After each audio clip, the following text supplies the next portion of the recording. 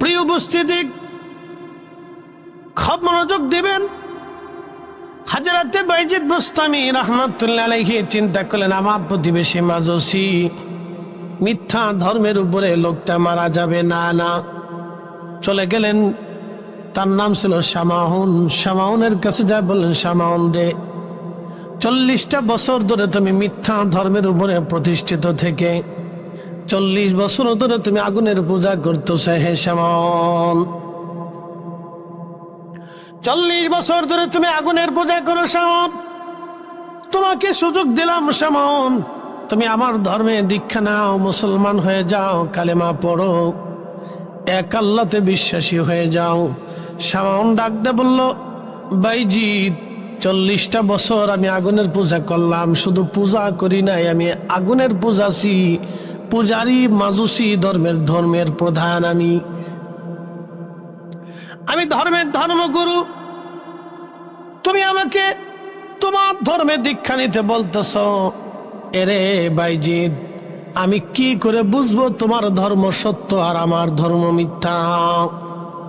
বাইজিদ বলল, তাহলে কি প্রমাণ তুমি চাও? তখন ওই শামাউন ডাক দে বলল, বাইজিদ, তোমার ধর্ম সত্য, তুমি প্রমাণ সাবমিট করো। বাইজিদ বুস্তামি বললেন, শামাউন, তুমি মুমূর্ষু, মৃত্যুর শয্যায় অসুস্থ, তো তুমি যে কোনো সময় মারা যাবা। শামাউন রে, তাহলে একটা কাজ করো, তুমি যেহেতু প্রমাণ চাও আমার ধর্ম সত্য না মিথ্যা, শামাউন এক কাজ করো, তুমি আগুনের মধ্যে হাত দাও, আমি আগুনের মধ্যে হাত দিয়ে দেখি, যার হাত আগুনে পুড়াই দিবে তার ধর্ম মিথ্যা, যার হাত আগুনে পুড়াবে না তার ধর্ম সত্য। শামাউন কা, হ্যাঁ ঠিক আছে। তো বাইজিদ বুস্তামি বললেন, তাহলে তুমি হাত দাও, তুমি যে আগুনের পূজা করছো ওই আগুনেই হাত দাও। তুমি তোমার মন্দিরে যে আগুন জ্বালায় রাখছো, তুমি ওই আগুনের ভিতরে হাত দাও। শামাউন মনে মনে চিন্তা করে, 40 বছর ধরে আগুনের পূজা দিলাম, জিন্দিগিভর পূজা দিল তো আগুন আমার খাতির করতো না, তা আমি যদি আগে হাত দিই তাহলে আমার হাত পুড়ে যাবে না। আগে বাইজিদ হাত দিক, আগুন তার বাইজিদে খাতির করতো না। কিন্তু শামাউন জানে না ওলিদের দৌড় আল্লাহর আরশ পর্যন্ত। কথা বলে ঠিক কিনা? এটা শামাউন জানে না যে আউলিয়া কিরামের দৌড় আল্লাহর আরশ পর্যন্ত, আল্লাহ পর্যন্ত তারা দৌড়ায়, ইয়া রব, রবের সাথে তাদের সরাসরি হট কানেকশন, এটা ও জানে না, এই বিদ্যা তার কাছে নাই। তা শামাউন বলল, বাইজিদ তুমি আগে হাত দাও। তো বাইজিদ বুস্তামি তার সালাকি বুঝছে, তো সালাকি করুক, অলিদের কাছে তার সালাকি চলে না। আল্লাহর ওলি বাইজিদ বুস্তামি রাহিমাহুল্লাহ, সেই দিন তিনি আগুনের মধ্যে বিসমিল্লাহ বলে হাত ঢুকিয়ে দিলেন, আগুন জ্বলে। বাইজিদ বুস্তামির হাত আগুনের মধ্যে, আগুন জ্বলে, কিন্তু হাত জ্বলে না, হাত পড়ে না। দীর্ঘ সময় হাত ধরে রাখলেন বাইজিদ। শামাউন দেখো, হযরত বাইজিদ বুস্তামি রাহিমাহুল্লাহ হাত বের করে নিয়ে আসলেন, শামাউনকে বললেন, শামাউন তুমি আবার আগুনের মধ্যে হাত দাও। বাইজিদ বুস্তামিকে শামাউন বলল, বাইজিদ 40 বছর ধরে আগুনের পূজা করলাম, 40টা বছর ধরে আগুনকে সেজদা দিলাম, ক্ষুধা মনে করে ভাবলাম 40 বছর তাকে ভজলাম, 40 বছর ধরে তার পূজা দিলাম, 40টা বছর ধরে তার ক্ষুধা মনে করলাম। বাইজিদ, জীবনটা আমার মিথ্যা হয়ে গেল। বাইজিদ, আগুনের মধ্যে তুমি হাত দিলা, তোমার হাত আগুনে পড়ল না। বাইজিদ, তাহলে বলো, আমার আর বোঝার বাকি নাই, তোমার ধর্মই সত্য। বাইজিদ, এটা কি করে সম্ভব হলো? বাইজিদ বুস্তামি ডাক দে বলেন, শামাউন তুমি 40 বছর ধরে আগুনকে সেজদা দিয়েছ, আমি একটা মুহূর্তের জন্য কখনো আগুন সেজদা দেই নাই। আমি আগুনের স্রষ্টা আমার রব, আমার আল্লাহকে সেজদা দিয়েছি। আমি আমার এক মাবুদের সামনে মাথা নত করেছি, আমি ওই মালিকের হুকুম মেনে চলেছি। শামাউন 40 বছর ধরে আমি ওই মালিকের ইবাদত করি, যার কারণে আগুন আল্লাহ আমার নিয়ন্ত্রণের মধ্য দিয়ে দিলেন। হে শামন, তুমি যদি আল্লাহকে খুশি করতে পারো, এই আগুন তোমার জন্য আল্লাহ সহনশীল বানিয়ে দেবে। বাইজিদ বোস্তামি কি শামন বলল বাইজিদ, আর দেরি করো না, মরণের আগে তোমার ওই কালেমা ধর্ম দীক্ষা দিয়ে দাও, লা ইলাহা ইল্লাল্লাহু মুহাম্মাদুর রাসূলুল্লাহ সাল্লাল্লাহু আলাইহি ওয়াসাল্লাম। বাইজিদ বোস্তামি চ্যালেঞ্জে জিতে গেলেন। ইব্রাহিম আলাইহিস সালাম চ্যালেঞ্জ দিলেন, আগুনে ফেলে দিলে আগুন জ্বলতে লাগলো। শুধু ইব্রাহিম আলাইহিস সালাম না, সাহাবীদের জমানাতে এক আশ্চর্য ঘটনা ঘটল ইয়ামানে। সেই দিন যদি আবু মুসলিম আল খাওলামি ইয়ামানে আগুনে পুড়ে যায়, তাহলে ইয়ামানে আজ মুসলমান হয় না। সেই দিন যদি বাইজিদ বোস্তামি হাত আগুনে পুড়ে যায়, তাহলে ইরানের আর যে দশা হয় না। আজকে যদি শাহজালাল ইয়ামানি মুজাদ্দিদি জাই নামাজ দিয়ে সুরমা নদী পার না হতে পারে, তাহলে আজকের কালেমা সাত বাঙালি নসিব হয় না। খাজা বাবা আজমিরি রাহিমাহুল্লাহ যদি পানিপথ থেকে ধুলি পানিপথে নিক্ষেপ করতে না পারতেন আজমির থেকে, তাহলে আজ মুসলমান ভারতে হয় না। মুজাদ্দিদ আল ফিসানি সরহিন্দি ফারুকি রাহিমাহুল্লাহ যদি সিংহের খাসার ভিতরে নামাজ সেই দিন পড়তে না পারতেন, তাহলে দ্বীন ইলাহি প্রতিষ্ঠিত হয়ে ইসলাম ধ্বংস হয়ে যেত, আজ ইসলাম খুঁজে পাওয়া যেত না। যুগে যুগে যুগে যুগে এরকম ঘটনা ঘটছে। মিশরে যদি হযরত ওমর রাদিয়াল্লাহু আনহুর চিঠি যদি মিশরের নীল নদের পানি এনে দিতে না পারতো, তাহলে আজকে মিশরে মুসলিম পেতেন না। সারা জীবনে মিশরীরা কুমারী নারী নীল নদের পারে জবাই করত। আমাদের ধর্ম বহুবার চ্যালেঞ্জের সম্মুখীন হয়েছে, আর এই বহু চ্যালেঞ্জ আউলিয়া কেরামের মাধ্যম দিয়ে আল্লাহ রাব্বুল আলামিন উত্তীর্ণ করেছে। কঠিন কঠিন চ্যালেঞ্জের সম্মুখীন ইসলাম হয়েছে, যে চ্যালেঞ্জ থেকে আমাদের এই গতানুগতিক বিদ্যা তাদেরকে বের করে আনা সম্ভব ছিল না, কখনোই সম্ভব ছিল না আউলিয়া কেরামের আধ্যাত্মিক ক্ষমতা ব্যতীত। প্রিয় উপস্থিতি, আবু মুসলিম আল খাওলামি রাহিমাহুল্লাহ ইয়ামানের ভণ্ড নবীর লোকেরা আবু মুসলিমকে ধরে নিয়ে গেল। হযরত আবু বকর সিদ্দিক তখন ইয়ামান দেশে কোনো সেনা পাঠাইতে পারেন নাই। মুসলিম সেনারা পৃথিবীর অন্য অন্য দেশে ভণ্ড নবী নিবৃত করার চেষ্টা করতেছিলেন। আবু মুসলিম আল খাওলামি রাহিমাহুল্লাহ ইয়ামানে একা একা কালেমার দাওয়াত দেন। ভণ্ড নবীর লোকরা প্রচুর পরিমাণে তাকে ধরে নিয়ে গেল। তারা আগুন জ্বালে আবু মুসলিমকে আগুনের মধ্যে পোড়াবে। আবু মুসলিম চ্যালেঞ্জ দিলেন, হে ভণ্ড নবীর লোকেরা, তোমরা যদি আমাকে আগুনের মধ্যে পোড়াইতে পারো, তাহলে আমার নবীর ধর্ম মিথ্যা, আর যদি আগুন আমাকে না পোড়ায়, তাহলে আমার রসুলেরটা সত্য, তোমাদেরটা মিথ্যা। একসাথে বলেন আল্লাহু আকবার। না না হয় না, আওয়াজ তুলে জোরে বলেন। তারা আগুনে ঝাঁপ দিতে পারছে, আর আপনি আল্লাহু আকবার বলতে পারবেন না। একসাথে বলেন আল্লাহু আকবার। তারা আগুনে ঝাঁপিয়ে পড়েছে মৃত্যুকে সামনে নিয়ে, সত্যকে প্রতিষ্ঠিত করার জন্য। তারা আগুনে ঝাঁপিয়ে পড়েছে হককে প্রতিষ্ঠিত করার জন্য। আবু মুসলিম বলেন, এই কাফেরের দল, তোরা আমাকে আগুনে ফেলে দে, যদি আমার ধর্ম মিথ্যা হয় তা আগুন আমাকে পুড়িয়ে দিবে। যদি আমার রাসূল আখিরি নবী হয়, তাহলে আমার আগুন, এই আগুন আমাকে পোড়াবে না, তোদেরটা মিথ্যা। ওরা হাত পা বেঁধে হযরত আবু মুসলিম আল খাওলামিকে আগুনের মধ্যে ছেড়ে দিল। লক্ষ লক্ষ মানুষ এই দৃশ্যের সাক্ষী। আগুন জ্বলে, কিন্তু আবু মুসলিম জ্বলে না। একসাথে বলি আল্লাহু আকবার। আচ্ছা বলেন, আগুন যখন জ্বলে তখন আগুনের ভিতরে কি অক্সিজেন থাকে? আপনি একটু বিজ্ঞান দিয়ে ব্যাখ্যা করেন, আগুনের ভিতরে কোনো অক্সিজেন? তাহলে আবু মুসলিম আল খাওলামি ঘন্টার পর ঘন্টা আগুনের মধ্যে অক্সিজেন ছাড়া কিভাবে বেঁচে রইলেন? আল্লাহু আকবার। এই জন্য আউলিয়া কেরামের কিছু কারামত আছে যেগুলি শরীয়ত দিয়ে বিজ্ঞান দিয়ে ব্যাখ্যা করা যায় না, এগুলি বিজ্ঞানের ব্যাখ্যায় আসে না। এত ক্ষমতা হাজিরিন, খুবই মনোযোগের সাথে শোনেন। হযরত আবু মুসলিম আল খাওলামি আগুনের মধ্যে আগুন জ্বলে, কিন্তু তিনি পড়ে না।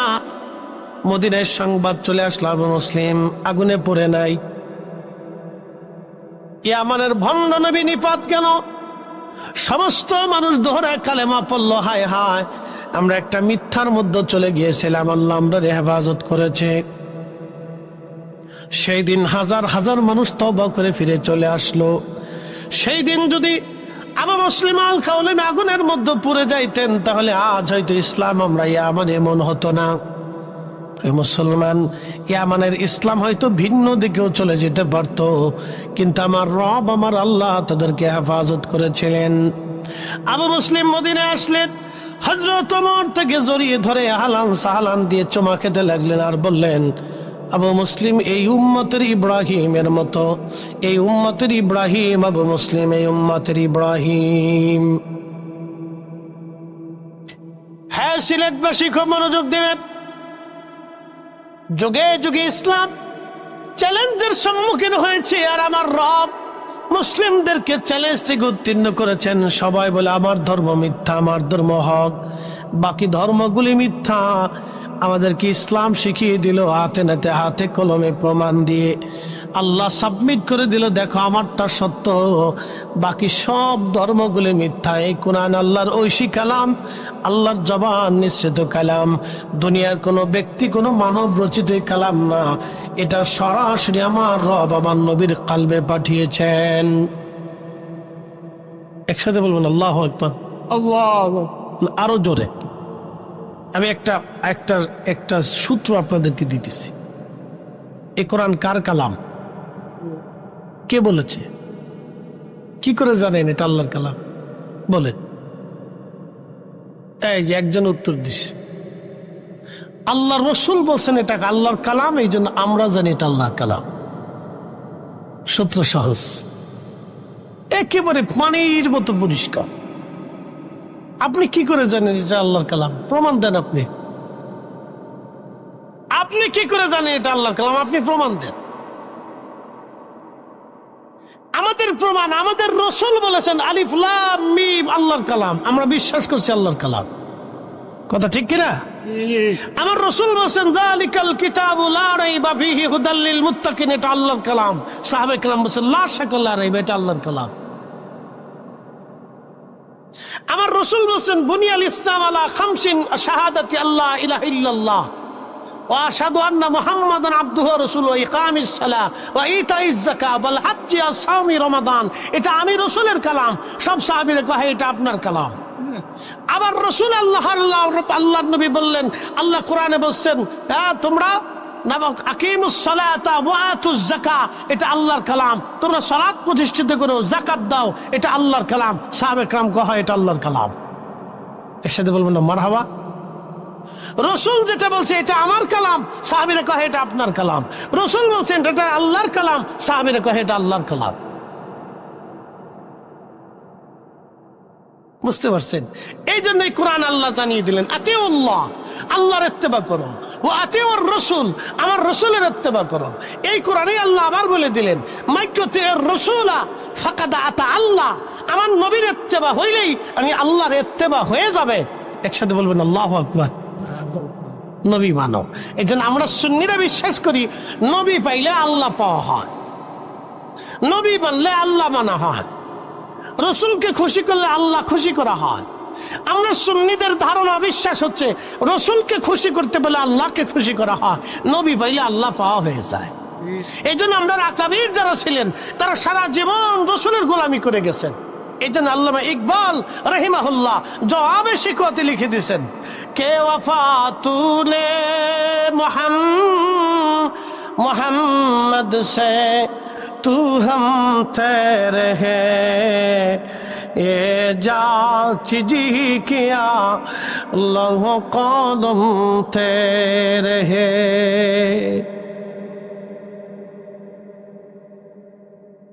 জিজ্ঞেস যদি করি যে আল্লাহর কালাম আপনি বুঝলেন কেন, কি করে জানলেন? সাহাবীরা কি করে জানলেন যে এটা আল্লাহর কালাম?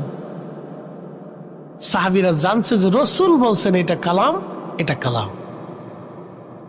নবী আবার হাদিস বলছেন যে এটা আমি বলছি, সাহাবীরা কয় এটা আপনি বলছেন। আবার রাসূল বলছেন যে এটা আল্লাহ বলছেন, সাহাবীরা কয় এটা আল্লাহ বলছেন। একসাথে বলবেন আল্লাহু আকবার। আরো জোরে বলেন। তাহলে সাহাবীদের পরিপূর্ণ বিশ্বাস ছিল রাসূলের উপরে। কথা ঠিক আছে কিনা? রাসূল দিয়ে তারা আল্লাহকে বিশ্বাস করছে যে আল্লাহ আছে। এর আগে পৃথিবীতে ওই সময়ে কেউ জানতো না যে আল্লাহ আছে। ওই সময় কেউ জানতো না যে আল্লাহ আছে। খ্রিস্টান জানতো আল্লাহ আছে, কিন্তু আল্লাহ ছেলে আছে, আল্লাহর বউ আছে। এরপরে আল্লাহর নবী এসে বললেন, না, আল্লাহ এক, কুল হুয়াল্লাহু আহাদ, বলো আল্লাহ এক। একসাথে বলেন আল্লাহু আকবার। আল্লাহুস সামাদ, বলে দাও আল্লাহর কোনো মুখাপেক্ষ কিনা। লাম ইয়ালিদ ওয়া লাম ইউলাদ, তিনি জন্ম নেন না, জন্ম দেন না। খ্রিস্টানদের উত্তর, ইহুদিদের উত্তর আল্লাহ দিয়ে দিলেন। হাবিব মুহাম্মদকে বলিয়ে দেন। ইহুদি খ্রিস্টানরা বলে আল্লাহ আছে, কিন্তু আল্লাহর বেটা আছে, পুত্র আছে, সন্তান আছে, বউ আছে, আল্লাহর ফুলাপান আছে, বাচ্চা কাচ্চা আছে।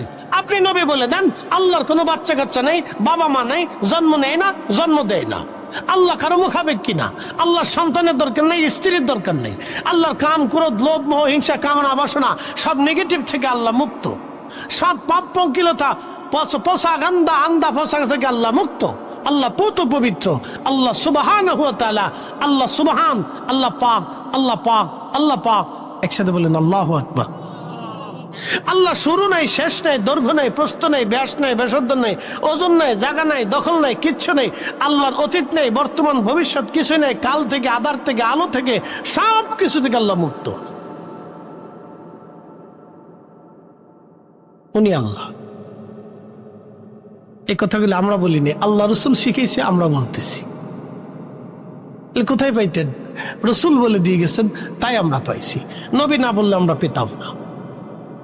এই জন্য আল্লাহ বলছেন, হাবিব উম্মতকে বলেন আপনাকে মানলে আমি আল্লাহ মানা হবে। একসাথে বলবেন আল্লাহু আকবার। এই জন্য ওই রসুলের শানকে কেউ যদি ছোট করে, তাহলে বুঝবেন তার আখিরাত ধ্বংস, তার কিচ্ছু নেই। ওই নবীর শানকে কেউ যদি ছোট করে, তাহলে বুঝবেন তার আখিরাত ধ্বংস, তার আর কিচ্ছু নেই, শেষ। সে আন্দা গান্দা পাসা, তার জীবনে কিছু নেই। আপনাকে সহজ ভাষায় সাবলীল ভাবে যুক্তি তর্ক দিয়ে বোঝাইলাম। প্রিয় উপস্থিতি হাজিরিন, রব্বুল আলামিন আমাদেরকে সৃষ্টি করলেন। আল্লাহ সৃষ্টির নিপুণ বৈচিত্র্যময় বিষয়গুলি যদি আপনি লক্ষ্য করেন, আরো আশ্চর্য হবেন। আল্লাহ নবী বললেন, হ্যাঁ আমার উম্মত তোমরা শোনো, মায়ের রেহেমে যখন আল্লাহ রব্বুল আলামিন 7 জনের নিরাপদাধারে পানিটাকে জমা করেন, পৃথিবীর বহু নারী মা হতে চাইলেও মা হতে পারে না, কারণ আমার আল্লাহ তাকে মা হতে দেয় না। বহু নারী কোটি কোটি টাকার মালিক, বহু চিকিৎসা, পৃথিবীর সবচেয়ে বড় বড় ডক্টর দেখিয়েছে, কিন্তু কাজ হয় না। পৃথিবীর কোন ডক্টর সন্তান দিতে পারে না। সন্তান দেওয়ার মালিক আমার আল্লাহ, আল্লাহ, আল্লাহ, আল্লাহ, আল্লাহ। একসাথে জোরে বলেন মারহাবা। কে দেয়? একসাথে বলেন, কে দেয়? কে দেয়? আল্লাহ দিয়ে দেয়, আমরা পারি না।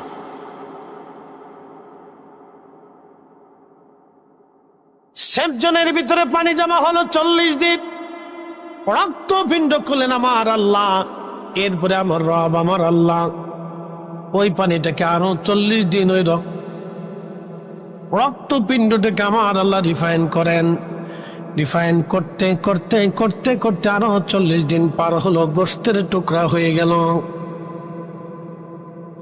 ওই গোস্তের টুকরাটাকে আরো 40 দিন পর্যন্ত রিফাইন করতে করতে অস্থিপুঞ্জি হলো। আল্লাহ এর উপর চামড়া দিলেন, গোস্ত দিলেন, রক দিলেন, যেখানে যেটা দেওয়ার দরকার আল্লাহ ধীরে ধীরে সেটা দিলেন।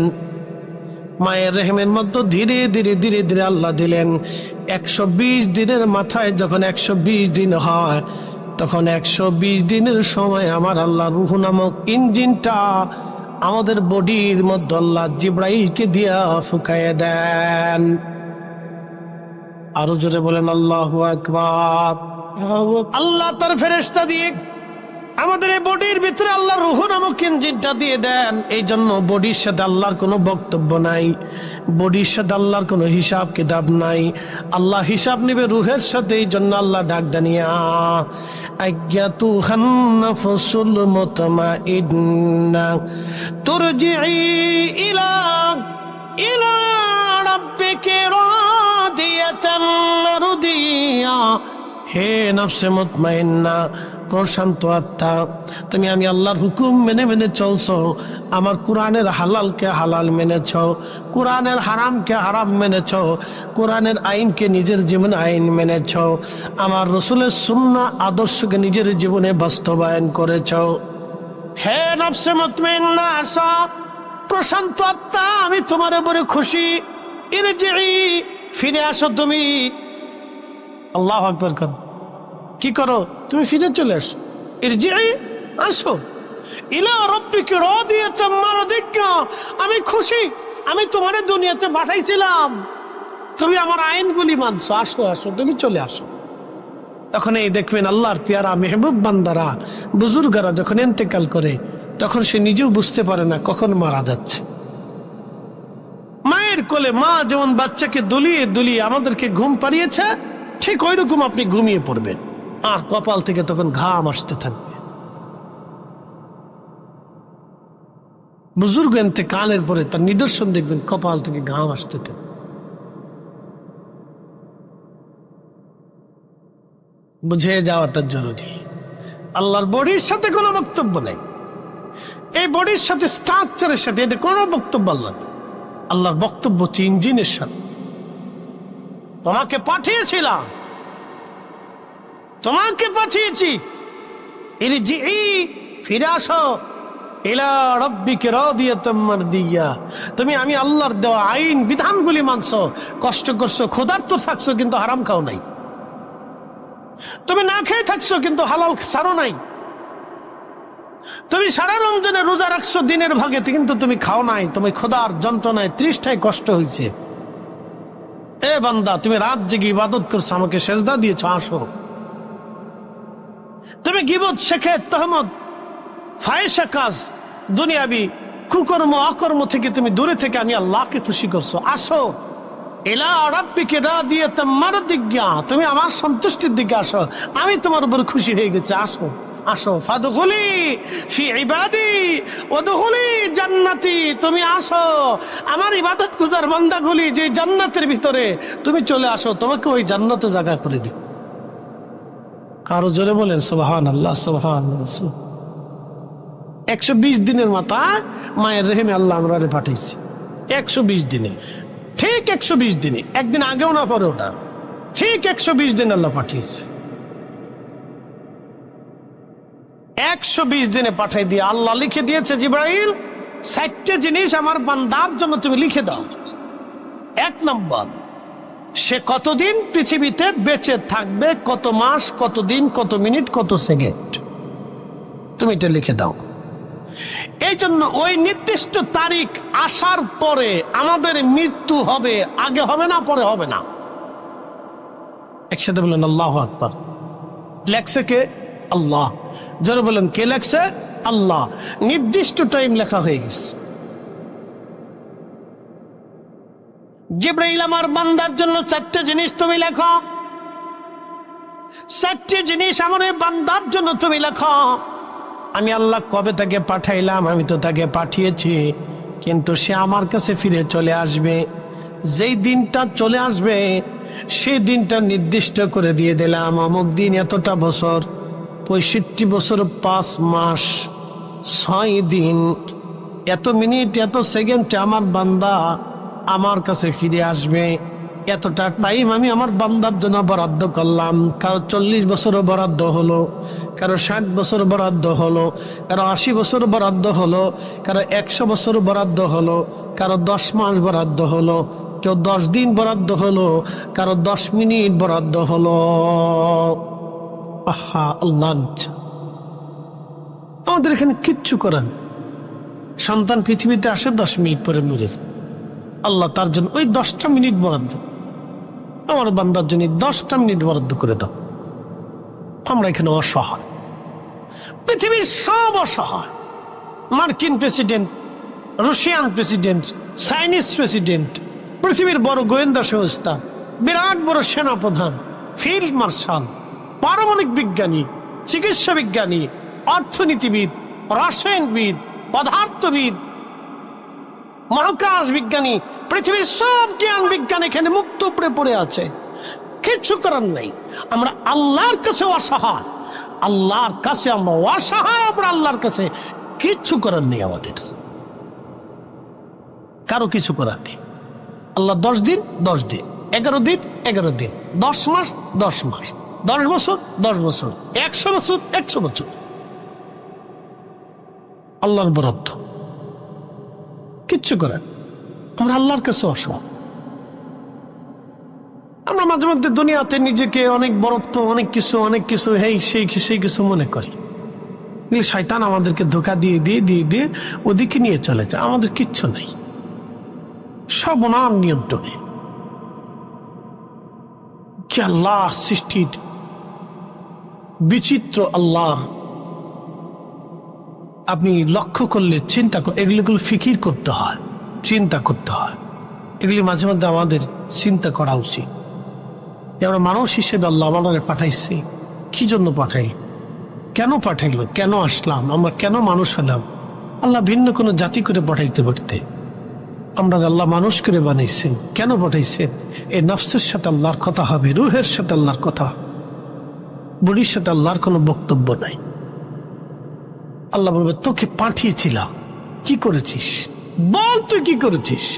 তোকে তো পাঠিয়েছিলাম আমি আদর করে, সৃষ্টি করে বানিয়ে পাঠিয়েছি দুনিয়াতে, তোকে আদর করে যত্ন করে রাখছি। আমার জন্য কি পাঠিয়েছিস? আর তোর নিজের জন্য কি নিয়ে আসছিস বল বান্দা? সাম্মা তুরাদ্দুনা ইলা আলিমিল গায়ব, ফিরে যাব আল্লাহর কাছে।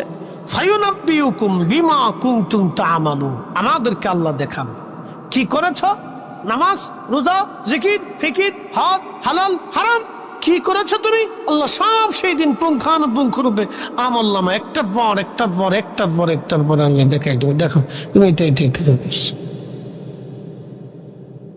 সনাতনীরা বিশ্বাস হলো আবার আসিব ফিরে ধানসিঁড়ির চিত্রে নবান্নে বাংলায়, হয়তো শালিকের বেশে, না হয় কাউয়ের বেশে, না কুত্তার বেশে, না বিড়ালের বেশে।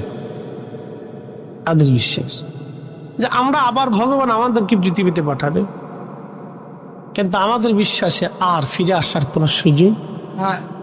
একসাথে বল, জোরে বলে, আরো জোরে। যদি সুযোগ থাকতো তাহলে আমাদের রসুলের চাইতে মর্যাদাওয়ালা কেউ নাই। কথা ঠিক আছে না ভাই? যদি সুযোগ থাকতো তাহলে আমাদের রসুলের মতো পৃথিবীতে সুপ্রিম পাওয়ার আর কারো নাই। পৃথিবীতে যদি আল্লাহ কাউকে সর্বোচ্চ সুপ্রিম পাওয়ার দিয়ে থাকে, তিনি আমাদের রসুল। কথা ঠিক আছে না? যার ইশারা আকাশের চাঁদ দ্বিখণ্ডিত করে দেখিয়েছে আল্লাহ, যার ইশারাতে সূর্য উদিত হয়েছে, যাকেই পবিত্র মেরাজের মাসে, রজবের মাসে আল্লাহ দাওয়াত দিয়ে নিয়েছে। আচ্ছা বলেন, আজকে যে আমি আসছি, আমি কি ইচ্ছা করে আসছি না আপনাদের দাওয়াতে আসছি? দাওয়াতে আসছি দেখি আপনারা সম্মান দিয়ে, চেয়ার দিয়ে, খাবার টাবার দিয়ে কত ধরনের আয়োজন করছেন, হরেক রকমের খাবার টাবার দিয়ে যে দুনিয়ার খাবার রান্না করছেন। আপনারা জানেন যে হুজুর এত কিছু একা খাইতে পারবে না। 10 জনের খাবার আমার সামনে দিচ্ছে যে হুজুরি খা। আপনারা চান যদি হুজুরি সব খেয়ে ফেলায়, তা আমরা খুশি, সে আমার মেহমান, আমি দাওয়াত করে আনছি। ঠিক আছে না? এটা আপনাদের অনুভূতি, ভালোবাসা, মেহমানের প্রতি তাজিম, সম্মান। তা আপনার এই সম্মানের তাগিদে আপনারা আমাকে দাওয়াত করে আনছেন, সুন্দর মঞ্চ আমাদের আলেমদের জন্য তৈরি করছেন, আবার পাবলিকরে দাওয়াত করছেন, তাদের জন্য সুন্দর পরিবেশ তৈরি করছেন। এই দাওয়াত করে এনে আপনারা দাওয়াত করে আনছেন। যদি আরো সম্মান হতো, যদি আমার ঢাকা বাসার থেকে গাড়ি পাঠাইয়া অথবা বিমান দিয়ে সিলেটে আইনা, সেখান থেকে গাড়ি দিয়ে আইনা সসম্মানে আবার এয়ারপোর্টে পৌঁছে, আবার বিমানতে পৌঁছে, আবার বাইত পর্যন্ত আপনাদের গার্ডে যদি নিয়ে পৌঁছায় দিতেন, তাহলে হয়তো একবারে পরিপূর্ণ সম্মান। আল্লাহ তার রসুলকে দাওয়াত করছে, নবী ইচ্ছা করে মেরাজে যায় নাই। আল্লাহু আকবার বলবেন না? দাওয়াত কে করেছে? নিয়ে গেছে কে? কার মাধ্যমে? জিবরাইল দিয়ে, বাহন দিয়ে, সম্মানের সাথে মিছিল দেওয়া গিয়া, ইজ্জত দেওয়া গিয়া আল্লাহ তার রসুলকে নিয়ে হয়েছে। হুজুর আপনি আসেন, আমার কাছে দাওয়াত আপনার। আল্লাহ নবী ইচ্ছা করে দাওয়াত নেয় না যে আল্লাহ আমার মেরাজে নাও, মেরাজে নাও, মেরাজে নাও, আসমানে নাও, সাত আসমানে নাও, তোমার বাইত নাও, ঘুরে ঘিরে আসে আল্লাহ আমার নিয়াও নাও নাও, তোমার বাইত দাওয়াত আল্লাহ আমার। আল্লাহ রসুল সাইডে দাওয়াত নেয়। আল্লাহ তার রসুলকে মোহাম্মত করে দাওয়াত করে নিয়ে সপ্তম আসমানে নিয়ে উফুকিল আলাতে দিদারের রব দেখাইয়া সেই দিন আল্লাহ তার রসুলকে আবার দুনিয়াতে পাঠাইছে। আল্লাহু আকবার। আরো জোরে বলেন, আরো জোরে। এই নবীর চাইতে সুপ্রিম পাওয়ার আর পৃথিবীতে কারো আছে? নাই। যদি ফিরে আসা যাইতো তাহলে ওই রসুলকে আল্লাহ আবার দুনিয়াতে পাঠাইতো। কথা ঠিক আছে না ভাই? ওতে ফিরে আসার কোন সুযোগ আর নাই, পাল্টাই একবার। এই জন্য নফসের সাথে আল্লাহর ভক্ত, ভাই তোমাকে পাঠিয়েছিলাম, কি করেছো? এটার সাথে আল্লাহর বক্তব্য হবে, কথা দাও। তুমি তো বলছিলা কলু বাবা, আমি বলেছিলাম আলাস্তি বিরব্বিকুম, আমি কি তোমাদের রব নাই? তুমি বলছিলে কনুবা, হ্যাঁ তুমি আমাদের রব। তো রব বলে দুনিয়াতে যাওয়ার পরে কেন অস্বীকার করছো? জবাব তো। এর সাথে আল্লাহর বক্তব্য। প্রিয় উপস্থিতি হাজিরিন, প্রিয় ভাই আমার, খুব মনোযোগের সাথে কথা শুনবেন। আল্লাহ রাব্বুল আলামিন লিখে দেন, হে বান্দা, কি পরিমাণে সে রিজিক অন্বেষণ করবে, রিজিক খাবে। আমার বান্দার জন্য তুমি লিখে দাও কয়টা ভাতের দানা, কয়টা মাছ, কয়টা গোশতের, কতটুকুন তরকারি, কতটুকুন খাবার আমার বান্দা খাবে, তুমি লিখে দাও।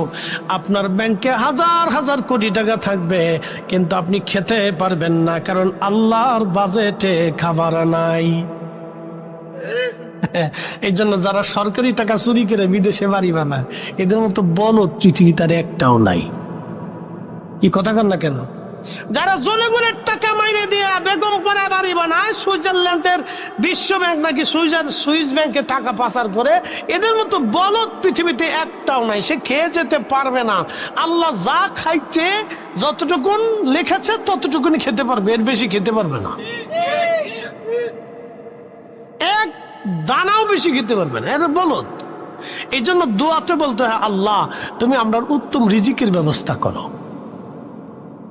কোটি কোটি টাকা থাকলে সে খেতে পারেন, আল্লাহর বরাদ্দে থাকা লাগে। এই জন্য আল্লাহর কাছ থেকে চাই নিতে, আল্লাহ উত্তম রিজিক দাও, দুনিয়াতে দাও, আখিরাতে দাও। নবীজি কোরআনে দোয়া শিক্ষা দিয়ে দিছে, রব্বানা আতিনা ফিদ দুনিয়া হাসানাতাও ওয়া ফিল আখিরাতি হাসানাতাও ওয়া কিনা আযাবান্নার। দুনিয়ার হাসানা দাও, আখিরাতের হাসানা দাও, দুনিয়ার হাসানা দাও, আখিরাতের হাসানা দাও, দুনিয়াতে সুখ দাও, আখিরাতে মাফ দাও, দুনিয়াতে সুখ দাও, আখিরাতে মাফ দাও, দুনিয়াতে সুখ দাও, আখিরাতে মাফ দাও। মারহাবা কর। আল্লাহ শিখাইছে, এই জন্য বেশি বেশি দোয়া করবে। আমার দোয়া করেন না, আল্লাহ দুনিয়াতে বেশি বেশি শাস্তি দাও, আখিরাতে মাফ করে দাও, এটা করেন না। দুনিয়াতে নাও কান্দাইয়া, আখেরে কান্দায় না, এটা কইেন না, এটা কইেন না, সাবধান। আল্লাহ এটা কইতে নিষেধ করছে। আল্লাহ কইছে রব্বানা আতিনা ফিদ দুনিয়া হাসানা, দুনিয়ার হাসানা দাও, দুনিয়াতে হাসানা দাও, দুনিয়াতে সুখ দাও, দুনিয়াতে সুখ দাও, টাকা দাও, পয়সা দাও, খাবার দাও, দাবার দাও, ভালো খাবার দাও, আল্লাহ সন্তান দাও, সন্তান দাও, সুখ দাও, আল্লাহ দুঃখ দিও না। ফিল আখিরাতে হাসানা, আখিরাতে মাফ করে দাও, জান্নাত দাও, মাফ দাও, জান্নাত দাও, মাফ দাও, জান্নাত দাও।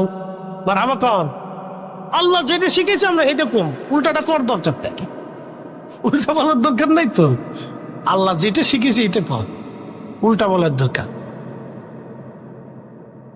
এই জন্য আল্লাহ রসুল দোয়া করতে, রব্বানা আতিনা ফিদ দুনিয়া হাসানা, আল্লাহ দুনিয়াতে হাসানা দাও, দুনিয়াতে সুখ দাও, শান্তি দাও। আমরা দুনিয়াতেও শান্তি চাই, আখিরাতেও তো চাই, দুনিয়াও চাই, আখিরাতেও চাই, দুনিয়ার দাও তো আখিরাতে দাও। আর বিশেষ বিশেষ বুজুর্গ ওলি যারা ছিলেন, তারা আল্লাহর সাথে প্রেম করত, ওই স্তরে আমরা নাই, ঠিক আছে নাকি?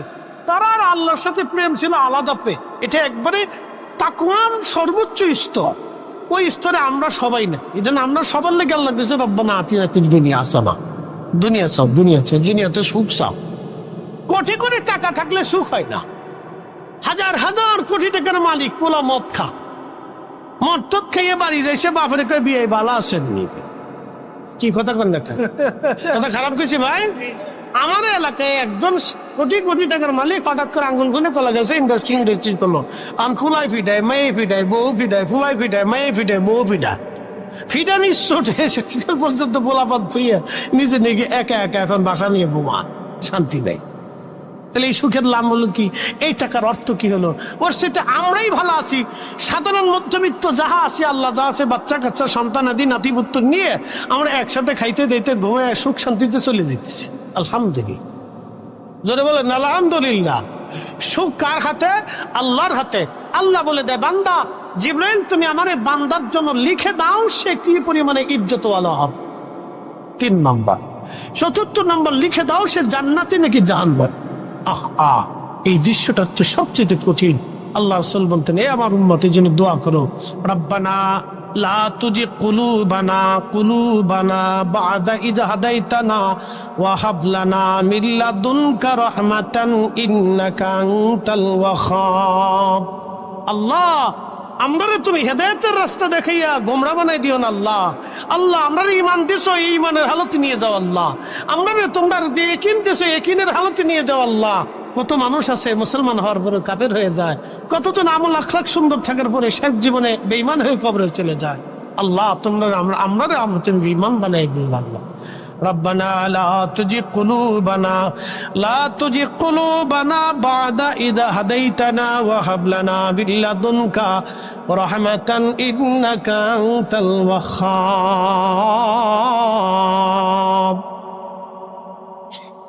4টে জিনিস বলি। আল্লাহ শ্রোতা বক্তা সবাইকে আমল করার তৌফিক দিক বলে না। ফিরে যাব ভাই কার কাছে? একসাথে বলেন, কার কাছে? আল্লাহর কাছে। দুনিয়ার সব অর্থবিত্তগুলি আমরা রেখে চলে যাব, কিচ্ছু নিতে পারবো কোন সুযোগ নেই। 2টা জিনিস নিতে হবে, ঈমান আমল। ঈমান আমল। আমাদের বডির সাথে আল্লাহর বক্তব্য হবে, নফসের সাথে আল্লাহর বক্তব্য। তোমাকে কেন পাঠিয়েছিলাম, তুমি কি করেছ, শেষ জমা তো হিসাব দাও। আমি 1 পেয়ালা পানি পান করেছি, চা খেয়েছি, যদি আল্লাহ হিসাব চায় তা আমি শেষ। এই জন্য আল্লাহ রাসূল বলতেন, উম্মত তোমরা বিনা হিসাবে আল্লাহর কাছে মাপ চাও। এই জন্য আল্লাহ নবী 70 বার ইস্তিগফার করতেন। নবীজির কোনো গুনাহ ছিল না, তিনি পাপ পঙ্কিলতা মুক্ত।